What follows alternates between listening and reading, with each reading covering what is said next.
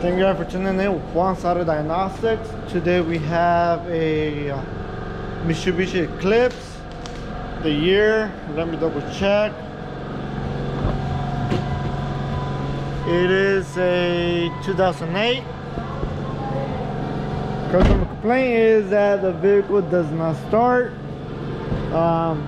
They were brought to a shop for the reason that the vehicle will not crank. It's a 5-speed, well 6-speed I believe. As you can see, we go ahead and turn the key. Nothing happens. There's no light or immobilizer. I don't think it's a immobilizer issue. I was called to the shop to do something with the key. They thought it was a key issue, which it wasn't. And I recommended to tow it or get it started and bring it to my shop, because sometimes you could start this vehicle. So let's diagnose this vehicle and find out what's wrong and go from there. So I have a mess. I'm gonna clean it up.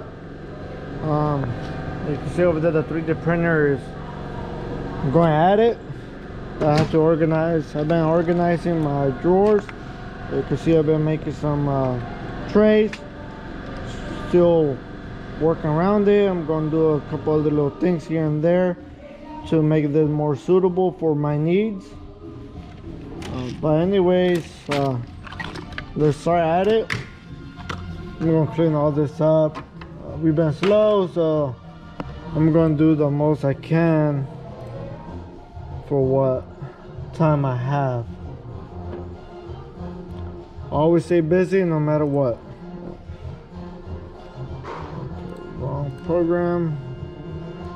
Okay.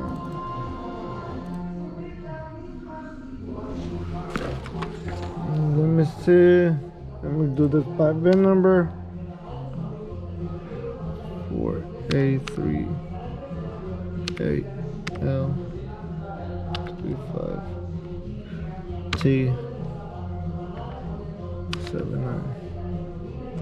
And again, this is a prime example that just because when you go to AutoZone and get that diagnosis, that is not always true. The reason why I'm going towards that, and I will tell you why. Like for instance, on this part, the vehicle doesn't have a check engine light. So how you gonna find out what's wrong with it besides taking to a shop that know what they're doing? Again, this is the reason why we charge what we charge. We don't do things for free. We don't nobody give us service information. This costs money, training costs money, and so forth. So here I'll start a relay, interlock switch. You get ground from the interlock switch whenever it is engaged. And then we have power that comes from this ignition switch start. So on this black with yellow, we should have voltage whenever we turn on the switch. And then let's just go ahead and find out what we have wrong. Well, what we have and what we need. And I'll go from there. So all I'm going to use for this test is just a basic test light, incandescent, sorry. Nothing special. So the battery is right here. Should be this one right here. Let me put this down. I'll put you guys somewhere where you guys can see.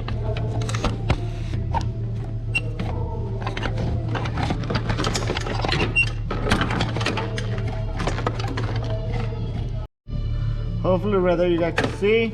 Hopefully you guys don't fall. So look, go positive. Yeah, you guys are able to see. I'm gonna move this relay. So we should have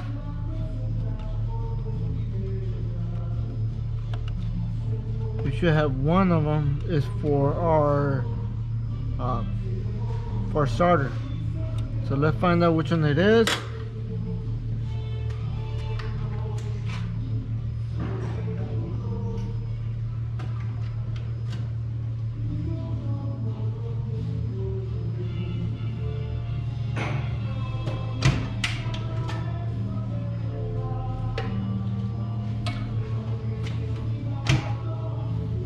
I had to get one of my fuse buddies.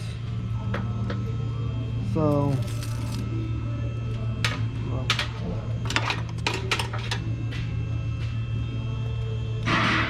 all it is just a regular male BNC, 2 male BNC 4mm banana jack, sorry. So it's just a regular jumper. Then on my fuse buddy, it's a female to a male, and then I have a fuse. We know that one for a fact is ground. Don't touch that. And we know for a fact that the e-brake doesn't work. And here is our for our starter. So let me get my notes.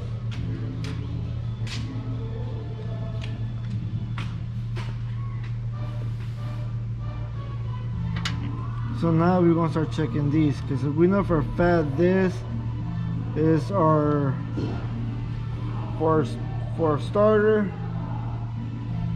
So we have to find out either these or power feeds, and see if these are our power feed from our switch.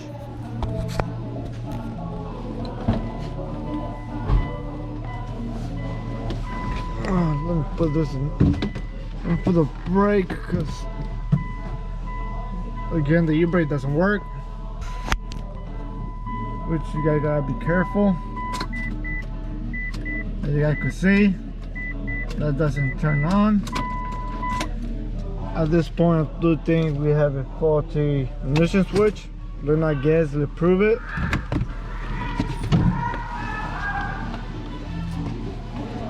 So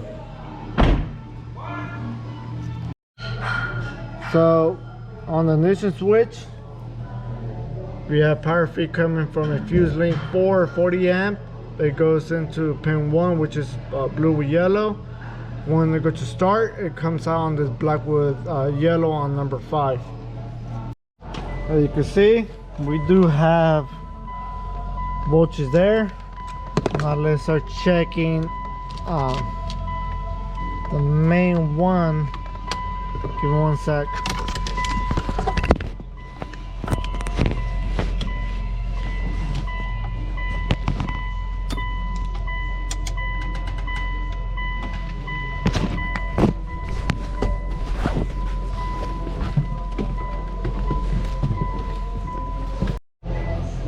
Right now we're on the other wire that goes to the relay. So there, it's nice and bright. Okay, cool. That's nice and bright. Let's check over there and make sure that it is nice and bright. Also, in the contacts. Okay, remember we should have the ground and 2 powers.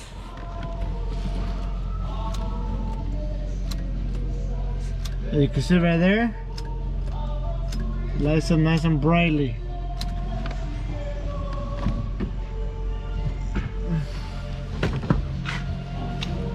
So let me put something here so this car won't go backwards. Let me put this relay, because I think we do have either a bad relay or a bad switch, but we have to prove that. We're not gonna be guessing. We're not gonna be replacing parts that we shouldn't be replacing. And you can see right there, it still won't start. So let me go ahead and remove this. Let's double check our findings. Okay. You can see that doesn't light up. What I'm going to do, I'm going to put another test light just to prove and discard issues. Just in case we do have a faulty connection or anything like that, we are able to discard in the same time.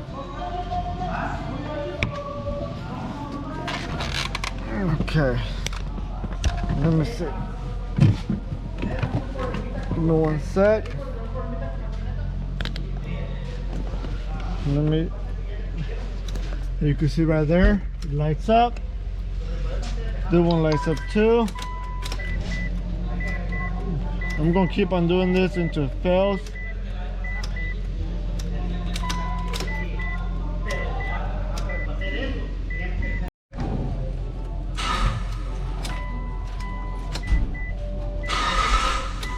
I just had it.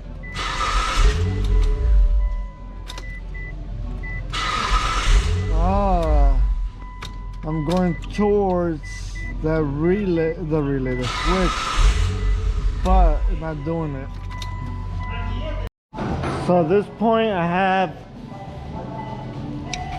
this test light checking the output on the switch, and that one testing the starter. Again, I will confirm.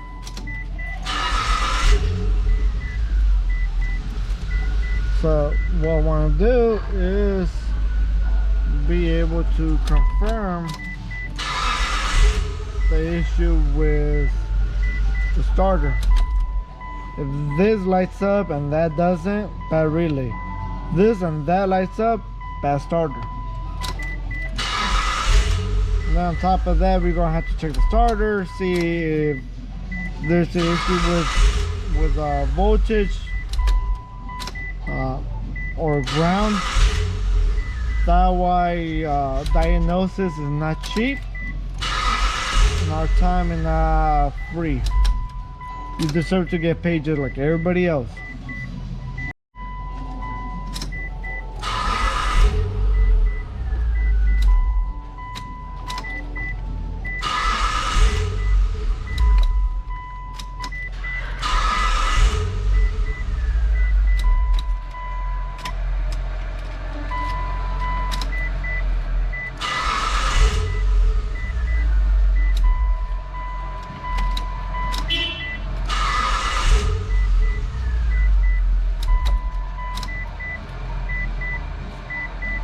Now you see that, and they turn all the way.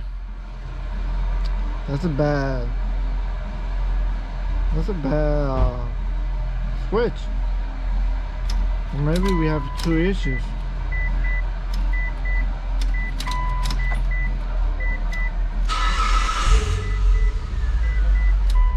I'm gonna keep on doing this. Already got 2 tries. Well, 2 bad ones. I need to go to the third one. Here's the third one. You can see it is on the start position. Let me turn my light on. You can see. How well you guys can see that? It says start, nothing. Remember, this is a basic switch. They'll have contact points.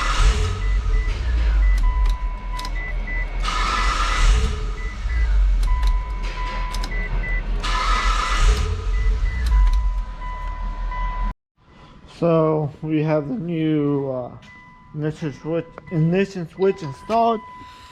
You can see here's the old one. I'm gonna open that up in a minute. Right there, the new one.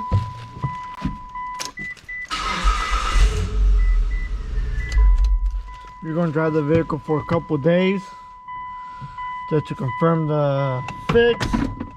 You don't like comebacks. You double check, triple check, make sure that everything is done the proper way. Later on, I'm gonna open this up and see how it is from the inside. Just to get an idea of how it was. How are the contacts inside? Sorry, I'm trying to think and talking at the same time, which is all right. So always do your basics, know your fundamentals. It's not that hard, not that difficult. If you don't have the proper training, go find it.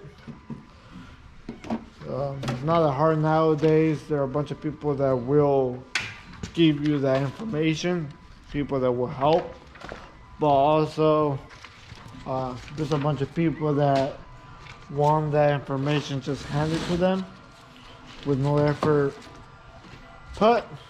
And those type of people, I will help you out if you actually put the effort into it. If you're not putting no effort into it, why should I help you if you don't even help yourself? So again, if you want to learn how to do this, send me a private message or a comment, and I'll be more than glad to help you out. But first, before you even put a comment, if you don't know prior knowledge to it, if you don't know any knowledge on how vehicle works or how circuit works, or you haven't done your own research and you expect me to do everything for you, I'm not gonna help you. So again, I don't want to sound rude or anything, but there's so much you could do. Let's just say that. Thank you guys for watching.